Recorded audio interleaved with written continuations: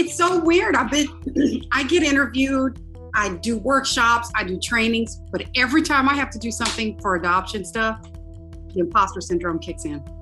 I could talk about DEI stuff. Somebody could stop me in the mall and say, hey, can you put together a 5-minute talk on whatever, anything with DEIB? And I am good to go.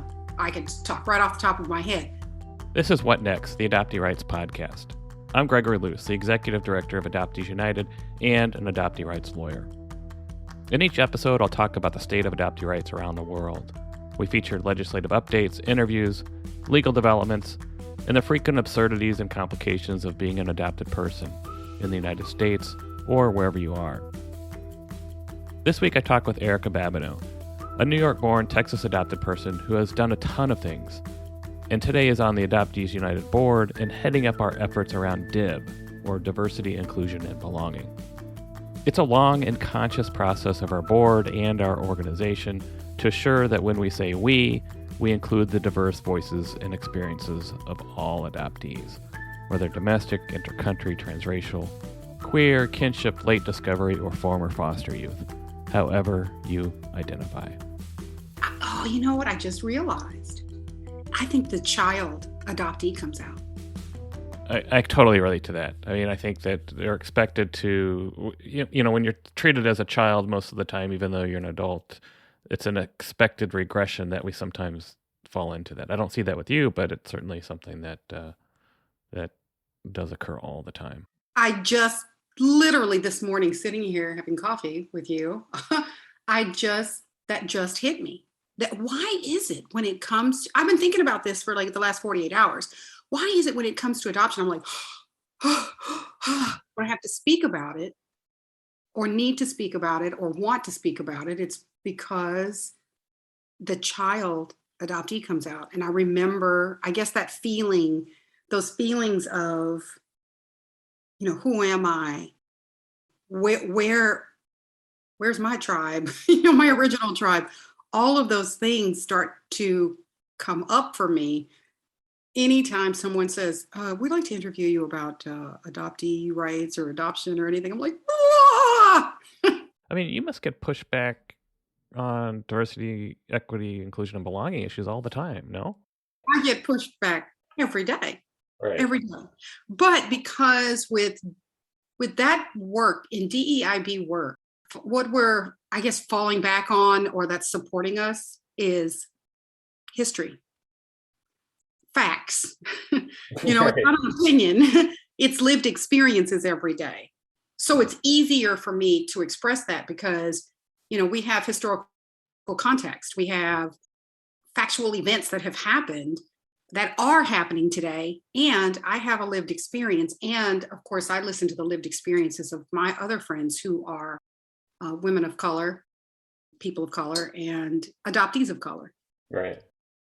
I think it makes it easier then for me to talk about that because I just live it every day. Again, I guess going back to and I call it beyond the imposter syndrome, because the imposter syndrome, it's more of the business professional is how it started, but we're way beyond the imposter syndrome when it comes to women, people of color.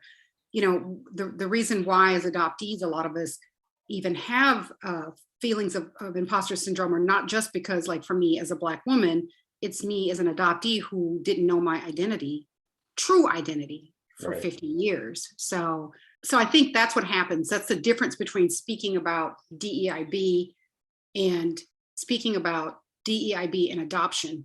And it's because I think I do regress back into that child who didn't know the full identity, didn't know, you know, the genetics that everybody talks about. So that's really interesting.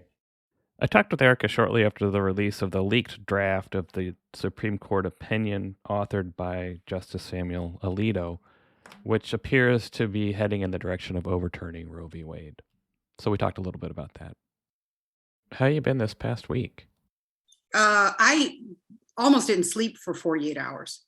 I was so upset. You know, and it's really funny. I was upset about it, yet, you know, I listen to a lot of podcasts and, you know, and I'm not ashamed to say I am on TikTok. What are the adults on I TikTok? did not know. Well, I know I didn't. Are you putting videos on TikTok? I am not. I have Okay. not All gotten right. to that point yet, but I follow like over 300 people, Right. I love it.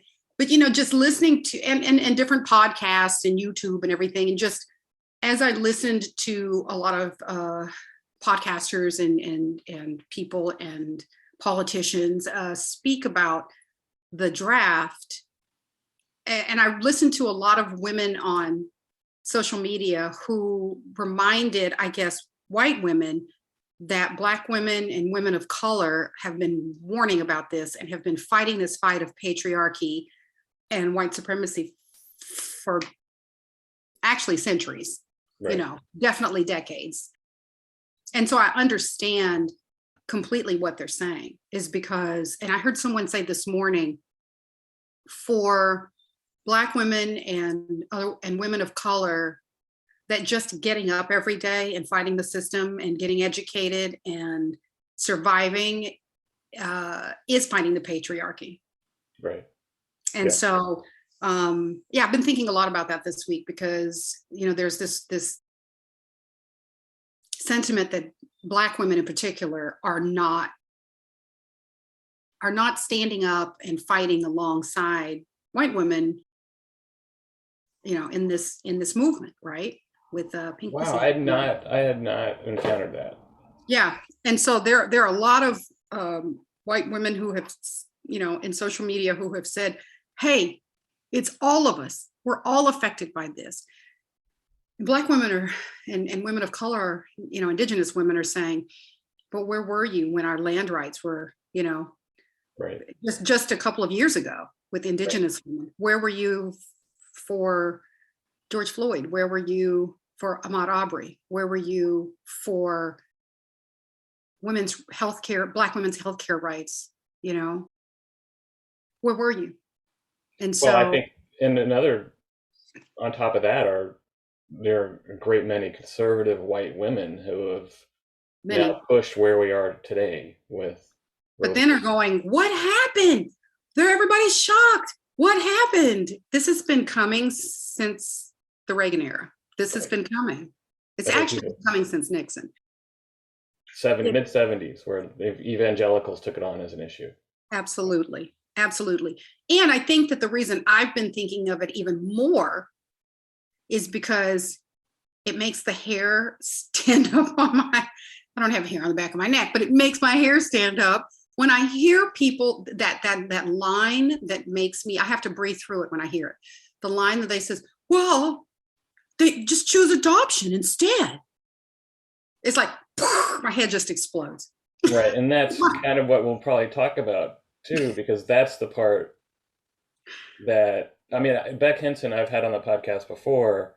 She posted something on Twitter. It was pretty straightforward that adopted people are not treated equally.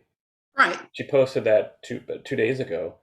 It's now has more than 45,000 likes and more than 10,000 retweets. And this is something obviously we've been saying for decades. Suddenly it's resonating with people who are saying, whoa, all the focus is going on adoption with this draft opinion. And that's not the panacea. It reminds me of when Black men are pulled over by the police, people say, "Well, it's easy. Just cooperate. Just put your hands up." Yeah. Just be nice. Right. Just. So I think I feel the same way when it comes to this situation where people say, "Well, just put your baby up for adoption. It's easy. Boom, boom, Right. Wipe your hands. It's done. It's easy." Without looking behind what that system looks like. Well, I think it's the same with when we say that people are pro-life, they're not really pro-life, they're pro-embryo, they're pro-fetus, they are not pro-baby, they're not because once the adoption happens and the whole fairy tale begins of, the infertile couple getting that adoptive child that just makes their family complete, people don't think beyond that. And if it's a baby who is transracially adopted, they really, I think in many cases, people do not think beyond that because it's a baby, but they're forgetting that this is a brown baby, this is a Black baby, and that I cannot raise them to be the same as I am if it's a white person adopting a child of color. And so I've been thinking a lot about all of that this week because I just worry that there's going to be, because there are women who are not going to be able to afford because women of means will continue to have abortions. They always have, and right. they always Just will. like prior to before Roe v. Wade, yeah. Exactly. People will either, have their own private physicians. They will travel to, for instance, in the state I live in, that's very, very open and liberal, or out of the country. But there are a lot of women who will end up with children in the system. Right. And that's, as an adoptee, I was up at night thinking about. It's terrible to think that people think that they can just, in some cases, and we know the laws in some states, put a child in a little basket and leave them at the fire station or leave them at a church if they want that anonymity. So we might even be looking at more fighting for open records because I don't know how that's going to be affected. For the reasons that you just articulated, it's been a stressful week, partially because it's tough to get your head around all the ramifications if this opinion sticks as it is. And the ramifications of, are people going to listen to people like you who lived placement, who lived relinquishment, placement, and adoption? Or to people from foster care who lived termination and placement but not adoption? We don't know the full ramifications, and most people don't. And it's going to be hard to be heard. It's going to be hard to educate and advocate. And I think back to where was the advocacy or our voices? Where were the people in the 1940s, 50s, and 60s during the boom years of largely white infant adoption? Where were they? And how do we today have a voice that didn't exist back then? I think we have that voice today. It's a matter of how do we use it and how are we heard, especially over the dominant narrative of adoption? And also, how do we assure that diverse voices are heard, not just those who are domestic white infant adoptions, but all of the ramifications of adoption generally? I agree with you, Greg. And I've heard adoptees over the last, couple of decades when I've been active in adoptee rights or anything in the adoptee movement, whether it's support groups or whatever it might be, who have screamed from the rooftops, listen to adoptees. The narrative cannot come from adoptive parents. You have to listen to those who are experiencing this, those who had no choice in the decision, that legal decision, and to listen to our voices. It's not that, I've had people say that basically I'm not going to use that word, basically crapping on the dreams of adoptive parents. And I said, it's not that. There's just a reality to this. This is not some fairy tale. In adoption circles, we say this isn't unicorn and rainbows. Just like raising a child that is a biological child isn't always just the most fantastic, amazing story ever throughout their years of growing up. It's compounded when there's an adoption. And I think that's what's really concerning. And I'm hoping that if this truly is the decision, and we see this influx of people relinquishing their children for adoption, that adoptee voices rise even more. And that people in the media, people in social media really start to listen beyond our pain. Because I think a lot of people, when I'm on social media, I hear a lot of the pain of adoptees. I've listened to folks say, oh, all these sad adoptees has had these sad lives. They should just be grateful. Right. The narrative. Sad or angry, right? Sad or angry. Right. But there's a reason for it. Right. It's just like being a Black person in this country. People say, well, if you just stop talking about racism, there won't be any racism. And you go, no, that's not how this works. Or even why are you so angry about how you're. Why are you so angry about it? And it's the same with adoption. I think that because the narrative has been dictated so long by the fairy tale that people don't want to understand and listen to the reality of it. Well, just hold on a sec. This has just been a prelude. And as I often tell my guests, this initial discussion that I always have before I even get to the heart of an interview or any discussion is the best part, typically, of each podcast, where we're free to talk about whatever we want. It turns into a great discussion. And then suddenly I realize I haven't even introduced her or introduced my guest to everybody. So let's back up. Let's start there, and then we'll continue. So I'm here with Erica Babino, who has long experience in the adoptee rights and adoption community.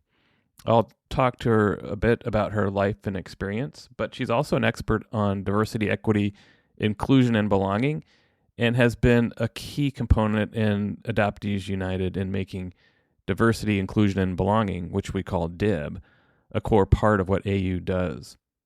So, Erica, why don't you introduce yourself and tell us what I call the backstory of how you came to be where you are today. Whoa. That's a lot. But I'm probably sure. I've been accused of interrupting people too, so I'll probably end up doing that too. Oh, that's okay. When you're a little up in age, like I am, a little seasoned, that story tends to be could be a little bit longer. But so I am an adoptee. I identify as a Black woman, and I was adopted by a Black family. I was born in New York and adopted in Texas. And I did learn eventually that my birth mother expressed that she wanted a professional Black family to adopt me. And they actually found them and had an amazing childhood, amazing family growing up. Couldn't have asked for more. I didn't realize what adoption meant to me and how I felt about it. And now that when I looked back, I realized when I was in second grade, I asked my second grade teacher to put my chair, when we were deciding where everybody would sit for the year, to put my desk next to in the front row, right next to the front door. And at that time, I thought that my birth mother was coming back to get me. So she came down that hall, she needed to see me. And I remember spending that year looking out that door. And subsequent years, even though it diminished year by year, I for some reason had this feeling that she was coming back to get me. And people confuse this because it wasn't that I didn't have the most amazing family. It's because I just didn't feel like I knew who I was. Even though you can't put it into words, there's this sentiment of this feeling of who am I? Because you know that that's not your original tribe. Exactly. I think when we first met in person in Austin, Texas, we were doing a small gathering around legislative issues. And I'm a little ashamed to say that at that point, I assumed, and I bet you get this assumption a lot, that you were a transracial adoptee. And you certainly corrected me and told me, no, you are what you call an in-race adoptee. And this shifted it really made me question all my assumptions. And honestly, I really appreciate that. Well, I think that the majority of the people that I've met going to conferences, we actually met in California at that adoptee conference. Oh, that's right. And on like orange sneakers or something really different. Yeah. I had bright blue, baby blue sneakers. Yeah. I know it was something like that. Yeah. So I think that the majority of the people of color that I meet are transracial adoptees. I'm always surprised when I go, you were adopted by Black parents? It's always surprising to me. So also because I guess of the way that I look, people always assume that I am biracial. Mm-hmm. And I guess with that thought of having any proximity to whiteness, that I was adopted by white parents. But indeed, both my parents, birth parents are Black, and all four, 3 grandparents, and then 1 grandparent was half white and half Black. So that's completely who I identify with and am very comfortable. How did you end up born in New York and adopted in Texas? Well, it's a story. Is it factual? Some of it is, some of it we filled in the blanks. So my parents who adopted me lived in Texas, and my adoptive father's aunt. I know people say aunt. We say aunt down in Southeast Texas. His aunt was a mother superior, was a nun, and had an affiliation with the New York Foundling. Mm-hmm. And, with some infertility issues, they decided to adopt. And so she said, well, we have lots of babies here at the Foundling. So that's where that connection was made. Fast forward 50 years later, I meet my birth mother. And I learned that her aunt also worked at the New York Foundling. And that is how she was to bring me to the New York Foundling when I was 6 weeks old. So, but you were born in New York, and then she brought you to the Foundling. She brought me to the Foundling because her aunt worked there. And then my aunt, adoptive aunt, told my parents, there's babies here. And they selected me from back then, there's no computer. So they just a bunch of photos, and they went through the photos and like, okay, we'll take this one. And that's how I went to Texas. Well, so what I find so fascinating about that story too, though, is that your birth mother was in Texas. No. Oh, she wasn't. I found her in Texas. Yeah, she was born. Well, that's even crazier. Well, I'll do the quick Reader's Digest version. She was born and raised in Harlem, in New York, and after I was placed for adoption, she graduated from Sarah Lawrence, and then she graduated with a master's from Columbia University and became a journalist. So when I found her all those years later, I had moved from the Pacific Northwest to Houston because I was recruited for a job there, and only had 3 days to find a place. I find a place that is on the bayou. Now the bayou is a paved thing where you can walk. It's not like bayou with alligators and everything. You're not in a canoe or anything. Yeah. It's not like that. No. So I find a place very quickly. 1 year later, I find my birth mother. And it's ironic because I had searched for her in the tri-state area, New York, New Jersey, Connecticut, even went to like Pennsylvania, that whole area. I searched for 25 years. And when I find her, not only is she in Houston, all my friends knew her. Mm-hmm. She had been the first Black news anchor in the city and did one of the first people, I think, in the country to start doing like entertainment news for a major city. And we lived on the same street. That's just so wild. You were born in Harlem, relinquished in New York City, and you end up walking by her house in Texas and seeing her on TV in Houston. And my friends are like, oh my gosh, I grew up watching her. Oh, she was my first crush from some of my guy friends. Right. And we ended up on the same street. And my ex-in-laws had lived in that neighborhood. I had passed her house over the years, probably hundreds of times. Yeah. And I saw the house, I said, oh my God, I cannot believe I've passed this house. And I've been searching all these years. And she was literally, I was passing her often. So, yeah. You've had a chance to get your original birth certificate in New York. Have you done that? I have applied for it 3 times. And? I have not received it. Really? I have called. I'm not really sure what's going on. That's crazy. I've decided, well, my daughter just moved to New York, so I'm going to New York. Okay. And I'm just going to go and get it. You don't even get a response. I get passed along to people, and generally I just end up hanging up, and sometimes there's no response. No. So I'm going this summer to New York. Yeah. And I'm going to stand there. You know how we adoptees are. Right. I'm going to just stand there until somebody gives it to me. But I have been to the New York Foundling. I went back there. And ironically, with my birth mother, and ended through this whole just amazing series of events that it's hard to believe that it even happened this way. Ended up in the office of the president of the New York Foundling. And she asked the president of the New York Foundling, can she just have her records? I'm right here. her birth father, she's in touch with him. We all Mhm. know, can we just have it? And he's like, nope, still can't do it. You know?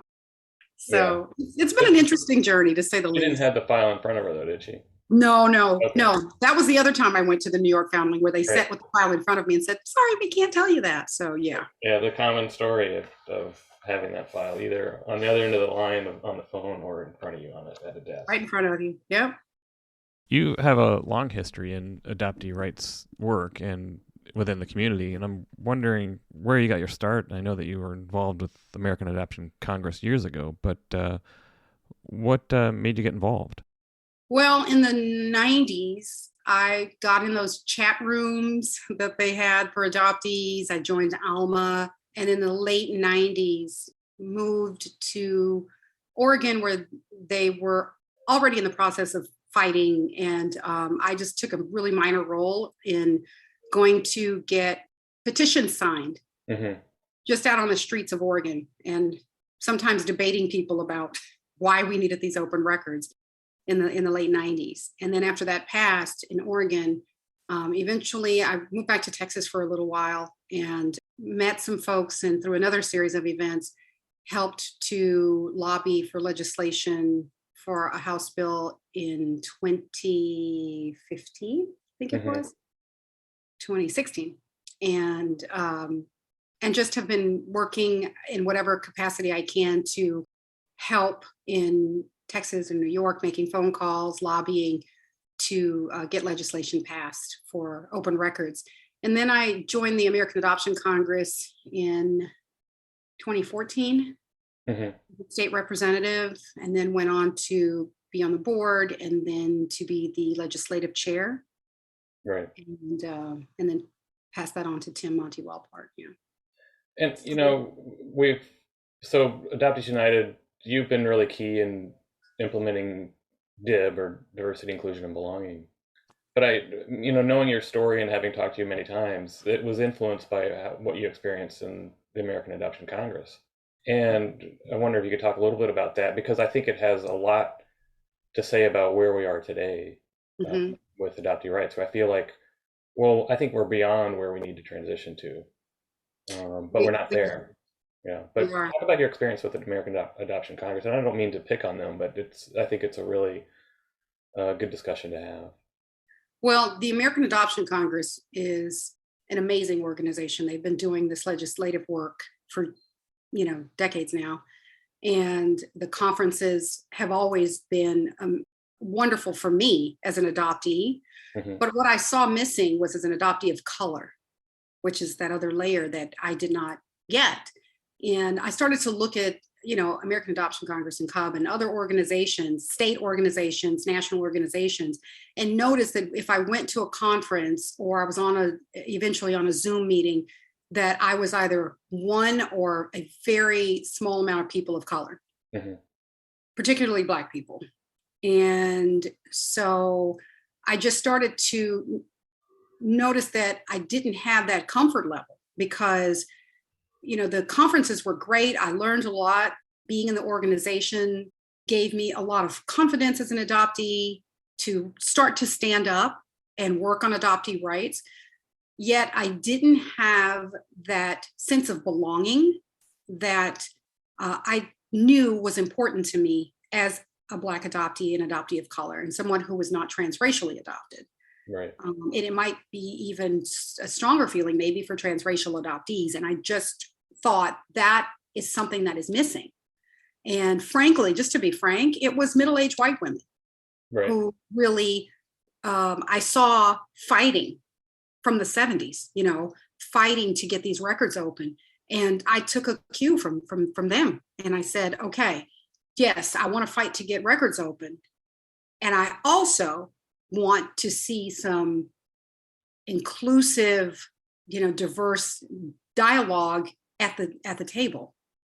And I see a lot of adoptee groups, Korean groups, Chinese, maybe even Ethiopian, just different groups that said, okay, we're not really a part of that majority. We're going to find our own, which is what's happened in the history of people of color. You know, it Right. happened with universities. It happened with, music, with everything, where we said, okay, well, we're not just invited, but really excluded. We will start our own. Okay. And I completely understand that. I'm on Black adoptee, groups on Facebook. Hmm. And I follow a lot of Black adoptees on social media. And I just kept thinking there has to be a way for us as adoptees to have a place where we come together. I advocate for affinity groups. I work in DEI at an independent school, and I believe in affinity groups as a safe place for people to go, to be able to speak in the I voice. That's very important. I also believe that there needs to be a place where we can come together and speak in the I voice as adoptees. And I believe that Adoptees United is that place. Yeah, it's been critical to have you on board. And when you look at AU and our board, what do you see? I mean, we have a diverse group. We have race, gender, sex, age, and I've not seen that in my years in the adoptee circles. I've not seen that in one place. And that's what adoption looks like. Right. We're not predominantly, it's lots of white adoptees, yes, but there are many interracial, transracial adoptees from all over the world who are here. And there has to be a place where people can come to speak in the I voice as adoptees and then go into affinity groups, which is, if I have a dream for AU, that would be that we would grow to that point where we do come together as a group, yet we have enough people and enough people of color where we break out into affinity groups and come together to educate each other, to support each other. Because like you said, with me, it's always assumed that I'm a transracial adoptee. People are always shocked that I was raised by Black parents. We want to dispel a lot of the myths about being adopted, being an adoptee of color, being a transracial adoptee, and that all you need is love is not true. Mm-hmm. You need a whole lot more than that. And I think that our voices it has to be a part of the narrative that has been missing since the 70s. Yeah, and I think as diverse as our board is, we still have a lot of work to do. We have a lot of work to do. Yeah. I think as adoptees, I don't know. Sometimes I think we're a fractured group. There's a lot of pain. Mm-hmm. There's pain, there's shame, there's people working through their own stuff. I was there. I've been there. I did it all through my 30s. I did not participate in adoptee anything because I was trying to figure it all out myself. I moved to the Pacific Northwest and met a woman named Trish, who was a birth mother. And I can't even remember how I met her. And she was in an adoptee support group, or it was for birth mothers and adoptees. Mm-hmm. And it just changed my life. Really? She was very pivotal in helping me to see that I was not alone. I felt kind of alone, even though I have adoptees in my family, we didn't talk about it amongst each other. I've never had a conversation with my sibling or cousins or anything about adoption. So not any real in-depth conversation. And so she helped me to see that I wasn't alone. And in that group, and there must have been 40 people, I was the only Black person. I was the only person of color. Yet I went every week because I needed it. I needed it. I mean, was it hard at all to be the only Black person? I mean, because I know that you sort of are compelled sometimes to go in and out of various identity, depending upon what it's all about. At that time, I needed the adoptee part more than I needed anything else. Right. I needed to have somebody to support me in this journey of understanding why I felt this trauma. Like I didn't really think why am I feeling this trauma? I have a wonderful family. I have, all the things that people say. So I couldn't understand why I was feeling that. And, the therapist, if you don't have a therapist, and this is my opinion, who is not trained in trauma and adoptee trauma, it's just like going and talking to yourself. So that was my experience. So going into these adoptee support groups really made a difference for me. So at that time, yes, I did notice, of course, but this is America. And I was in the corporate world at that time. And I was at many, many times in my life, I've been the only Black person in the room, only person of color in the room, sometimes the only woman. And that I sadly was accustomed to that. But at that time, I needed to understand adoption. Once I started to work through that, then I started to look around and go, wait a minute, hang on here. I'm the only one in the room. And my story is a little different from theirs because I am navigating, not only the adoptee trauma, but I'm navigating racism in this country as well. Right. And I'm navigating sexism in this country. So I knew that there were layers that I had that they didn't have. So that's when I started to think more about that and how we as adoptees in this country could come together and understand each other's stories so that we can go out and explain this. When you have a movement, you have to be able to say to people who are naysayers about it all, why we're doing what we're doing. And if I don't know your story or understand the story of maybe a white adoptee or a transracial adoptee or international adoptee, I'm not educated in adoptee rights. I'm not educated in adoption. So, and it's so critical to have those voices, those other voices that are often not represented or heard in overall thoughts about adoption. I mean, I can't go out and talk about the experience of being a transracial adoptee. That's completely wrong. I can talk all I want about being a white infant adoptee. I can talk a lot about my legal work representing incredibly diverse group of adoptees, but I can't speak on their experience. And this all goes beyond just having a diverse board. Oh, absolutely. What I'm speaking of, I mean the organization. Right. But it starts at the top. Right. Starts at the top, just like with a corporation. If the CEO and the CFO and everybody on the top is white, and then you have, support folks who are women and people of color, you don't have a diverse organization, no matter what they think. The numbers may speak, but that's not an inclusive organization.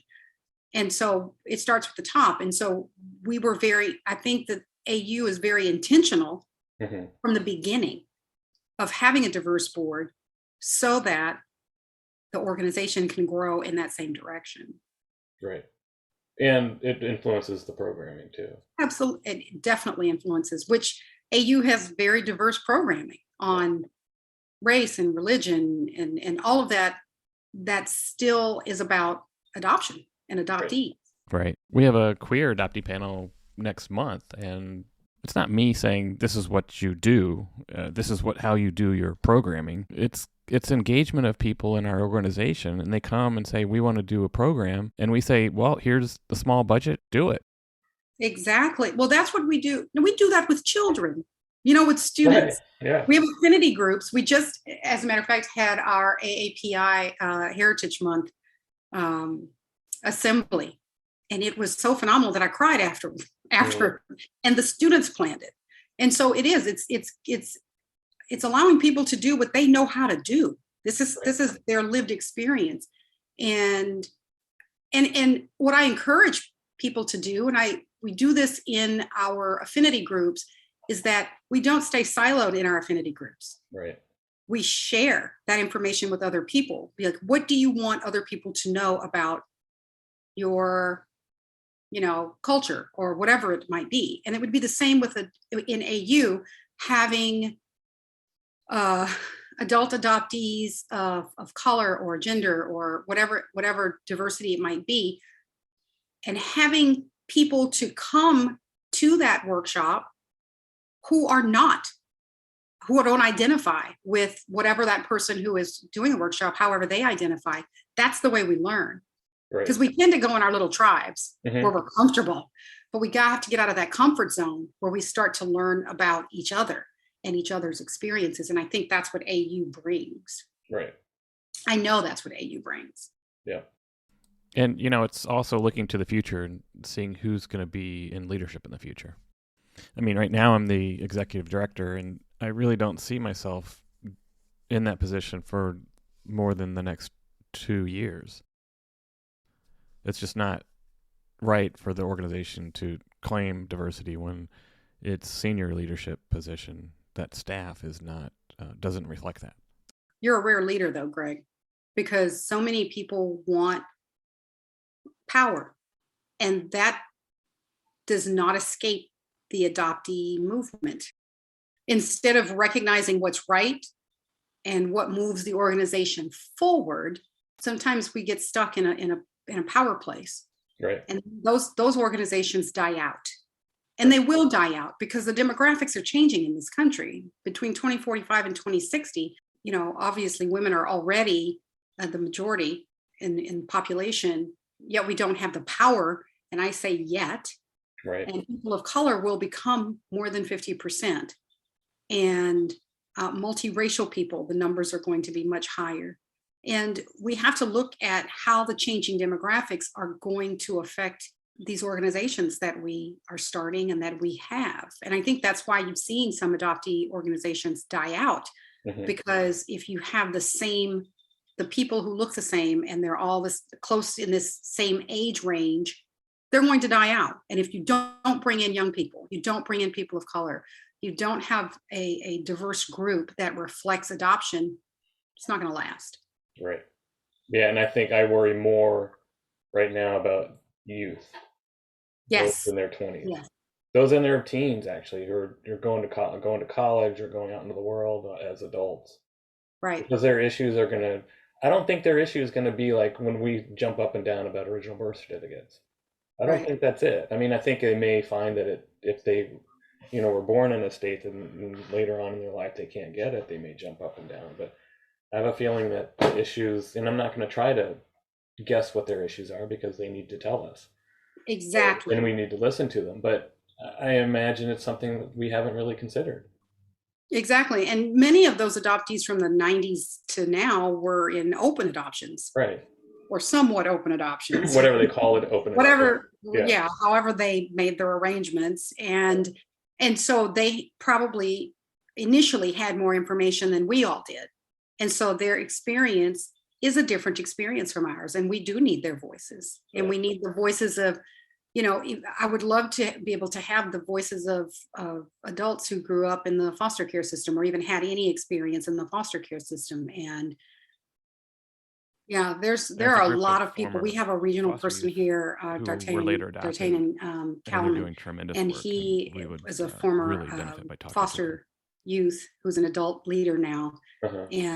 And there's lots of people. Yes. Yeah. I mean, again, that's my limitation as a white guy, that I don't know everyone in other communities. And I think it's going to be, we have to have an ear out and recognize that this is a person who really should be involved. And that's another thing about AU is being a resource Mm-hmm. for people.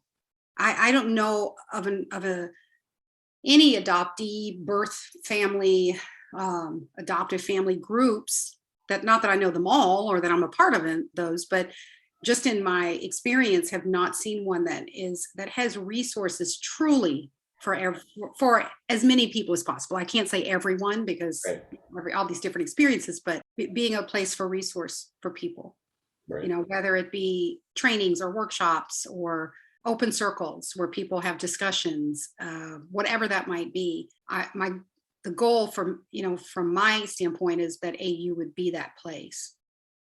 Right. And the thing I always caution about for people doing this work, the work that we do, is money.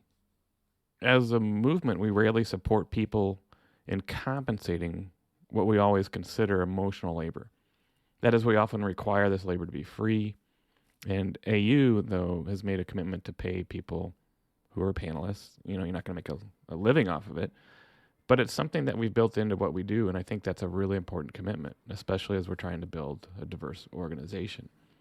I mean, I've worked for free for years, but I think the cost for a person of color or Black adoptee or Indigenous or queer about contributing their experience and knowledge feels much higher. And I think that's been a long undercompensated or not even compensated at all. And it's something we need to change. As a Black adoptee, and I agree with what you're saying. As a Black adoptee, you and I don't want this to sound like, wah wah, but it is reality and it is true. Mm-hmm. You fight your whole life. Right. You're fighting racism, you're fighting sexism. And for people who do not identify as such, that's a foreign concept. And so when you're fighting all the time, and then you're fighting as an adoptee, you get tired. Mm-hmm. And sometimes little compensation, it doesn't matter how small it is. It's like, wow, okay, I got a little something for this, for all of this emotional labor, like you said. Mm-hmm. I wish we could do a lot more.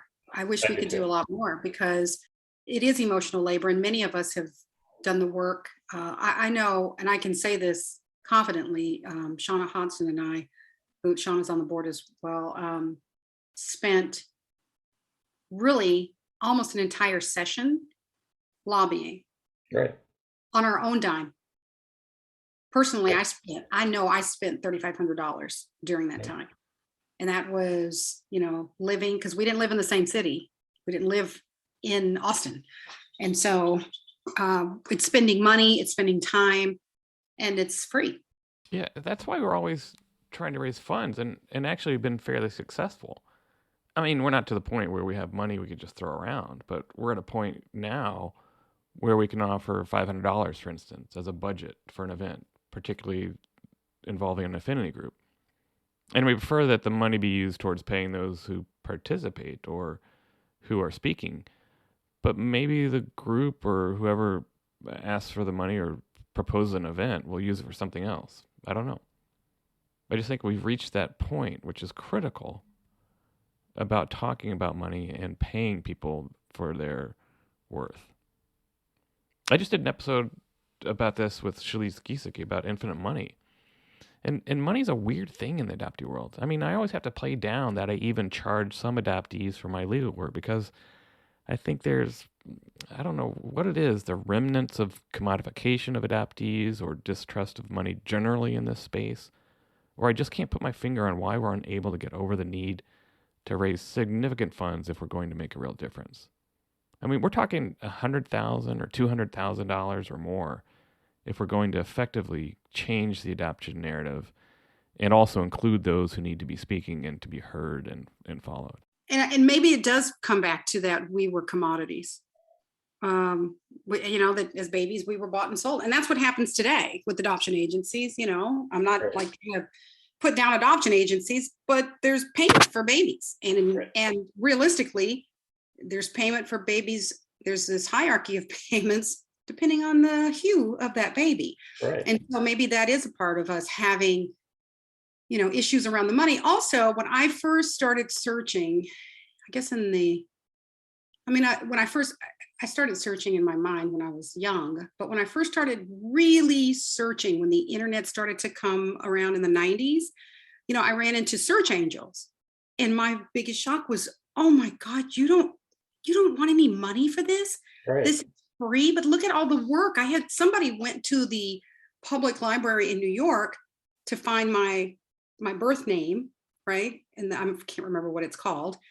And I couldn't imagine the hours that it must have taken with just having my first name and my birth date for them to find that information.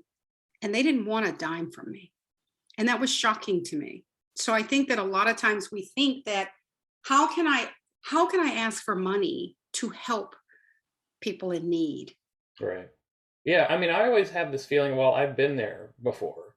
I know what it's like for people who are wanting their records. Right. It's like, well, and I don't want you to have to spend a fortune to get what you deserve. And also, I always thought of, someone helped me and they didn't charge me. Right. So now we had a support group when I was back in Texas with Shauna and me and Kim, and we didn't charge anything for any reason, Right. and used our own money for treats or whatever it was that we had. And part of that is the same philosophy of someone supported me. No one ever asked me for a dime.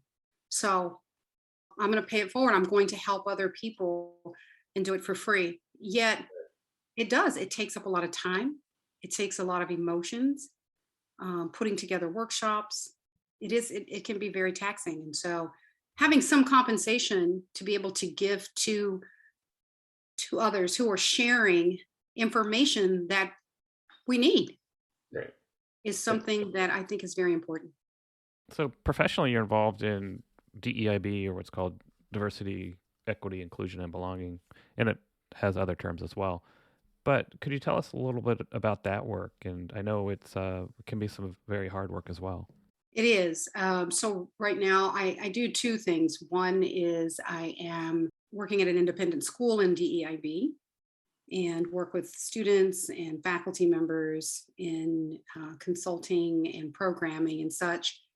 And then I also have, also have a side hustle. Well, you wrote a book. You wrote 2 books, I think. Right? I've written 2 books. The second one is soon to be published, but I do write children's books. So I also have 15 years experience now and education in mediation and conflict management. And I specialize in diversity conflict. Mm-hmm. And so that's what my children's books are about. It's the children in the books are diverse.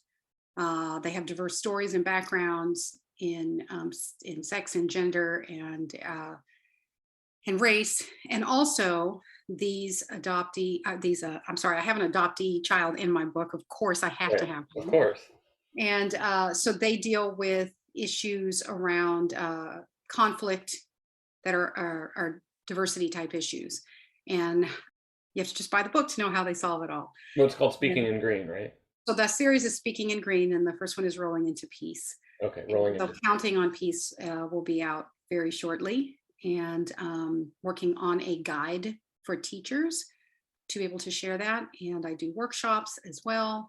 And then I also do training for adults. Most of my clients are on the East Coast, so I'm up at 5 o'clock in the morning, camera ready, and I do trainings for major corporations as a consultant on diversity. I do workshops on diversity, different types of diversity, whatever they need within their company. So pretty busy. It's DEI. That's my whole life is diversity, equity, inclusion, belonging.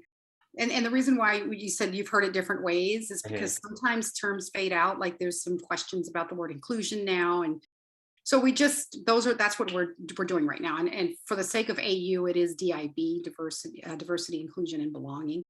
And the reason why we have the belonging part is because, we always talked about DEI, just diversity, equity, and inclusion. But what we started to discover, of course, is that you can be included. Come on. Anybody can join AU, right? Mm-hmm. Do they feel like they belong? And I think that's the belonging part, is what we were talking about earlier when it came to those organizations. As an adoptee, I felt included because everybody else around there was either an adoptee or some were, birth parents, of very few adoptive parents in those groups that we were in, like at American Adoption Congress, for instance. But did I felt like I belonged? I didn't really feel like I belonged. Right. Yeah, I always felt like that I had a foot outside, and that foot outside was that I was a Black person. I was an adoptee of color. Right. And belonging resonated with a ton of adoptees, but we just have to be careful that it's belonging not just as an adopted person, but belonging as a Black adoptee or queer adoptee, transracial or intercountry or late discovery. So all of these affinity groups that we have been talking about, feeling that they also belong. Right. Is that they feel that they have a place there. They have a voice. Right.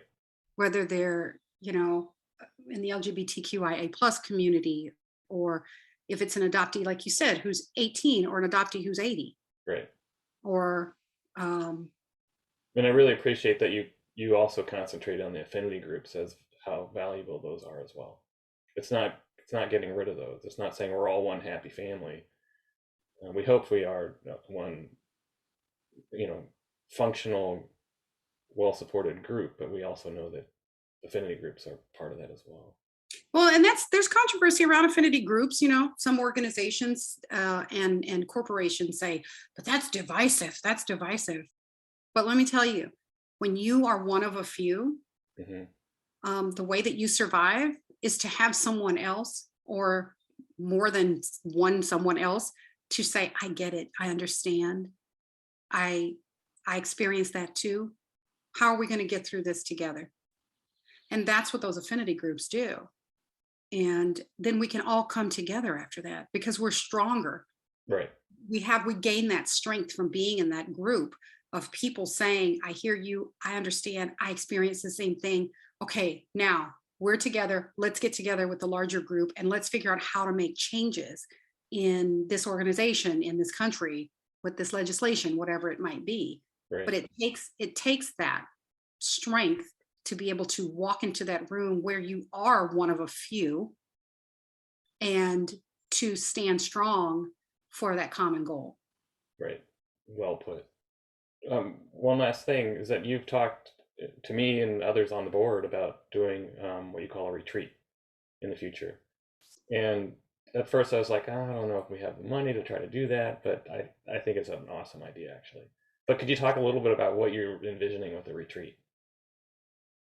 Yeah, well, what I envision would take a lot of money. So I know. Yeah, but let's just, let's pretend again that we have infinite money. What would that look like? If we had infinite money, I like that. We talk, I guess I've been to my share of conferences. Okay. And I like conferences. They're fine. Retreats are different. When you go to a place of nature, because now living in the Pacific Northwest, I practice, believe in, understand, and encourage nature bathing. I'm waiting for kayak season to come soon. And being out in nature makes a difference. It's healing for most people, if not everyone. And so a retreat to me is for us, in AU to be in nature somewhere and not just simply doing workshops, but really thinking of mind, body, emotions, everything and I call them workshops for lack of another word that we will do, or presentations or discussions or whatever they might be, and still doing that work, still doing the work, doing it in a setting that is hopefully healing for many adoptees. Right. It's not this hour I go here, this hour I go there, this hour I go there, and I'm supposed to learn something from each of these presentations. It's more or less, it's almost individually focused. Focused as a collective together. As a collective. It's optional. If somebody decides they just want to go stand out at the beach instead and stare at the water because that's what they need, then that's what they need. So having resources there, possibly, having some, my dream would be to have, some therapists come and join us, and others who speak in the adoptee community. That would be a dream for me. It takes funding to do that, because I think when people start to heal from whatever trauma they have, they raise better children, stronger children. They have lives where they can contribute more to whatever part of society that they're contributing to. For us, it would be hopefully people who want to contribute more to the adoptee rights movement. And it's just really better for society. Right. That healing is better for society. And being an adoptee, my heart is really focused on adoptee healing. Right. That's actually a great way to end. Although I'd love to see maybe a bar there as well. Oh, I did not say we would not have a bar. Yeah. I'm vegan, so I want to have some good vegan food. Okay, then we'll do it. It'll take some money, but let's start small and build from there. Exactly. Start small and build, and hopefully be able to have the funds for adoptees who say, you know what, this is like way outside of my budget, and we can say, you know what, we can offer some support to get you here because this is something that you're expressing that you really need. Right. I totally agree. thanks so much for being part of this today and giving us your thoughts and wisdom, and you've given me a lot of things to continue to think about. So I really appreciate it. Well, thanks for making this really easy. Well, as always, it's been fun, and we'll be sure to talk again soon, and I'll be probably seeing you on the board. Take care. Thank you so much, Greg. What Next is written and hosted by me, Gregory Luce, and it's a production of Adoptees United, Inc., a national nonprofit organization. Please follow, subscribe, and rate us wherever you get your podcasts. And consider supporting all of our efforts, including this podcast, with a tax-deductible donation at adopteesunited.org/donate. That helps us keep the lights bright. See you again soon.